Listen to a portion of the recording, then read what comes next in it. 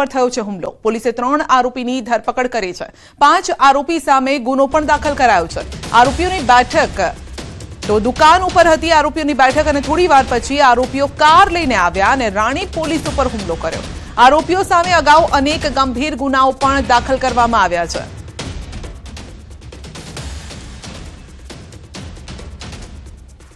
આ અંગે જ વધુ અપડેટ મેળવીશું। અમારા સંવાદદાતા નવીન આપણી સાથે જોડાઈ ગયા છે। જી નવીન, હવે તો અમદાવાદ પોલીસ પણ સુરક્ષિત નથી।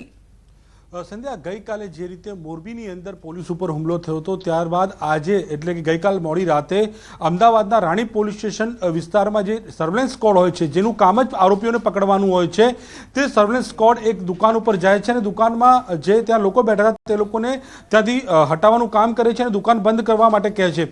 જો કે ત્યાંથી પોલીસ નીકળી છે ત્યારબાદ આરોપીઓને એટલી હિંમત થાય છે કે બ્લેક કારમાં વગર નંબર પ્લેટની આ કાર લઈને આવે છે અને 5 જેટલા લોકો પોલીસની ગાડી ઉપર છરી વડે હુમલો શરૂ કરી દે છે।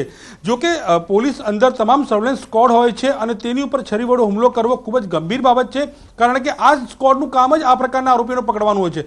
પરંતુ આ રાણીપની અંદર જે તપાસ જે માહિતી સામે આવી છે કે 5 આરોપીઓ જે છે તે લોકો સામાન્ય રીતે અગાઉ પણ ક્યાંક ને ક્યાંક હત્યા જેવા ગંભીર આરોપોમાં પકડાઈ ચૂક્યા છે, જે લોકોનું આખી ગેંગ ચાલે છે અને જે રણજીત ઠાકોર કરીને આરોપી છે તે મુખ્ય ગેંગનો માસ્ટરમાઇન્ડ હોવાનું સામે આવી રહ્યું છે। સૌથી મોટો સવાલ અહીંયા સંધ્યા એ છે કે જે રીતે સર્વેલન્સ સ્કોડની ટીમ ઉપર અને છરી વડે હુમલો કરવામાં આવે અને એ આરોપી દ્વારા જે વિસ્તારમાં જ રહે છે તે ખૂબ જ ગંભીર બાબત કહી શકાય તેમ છે।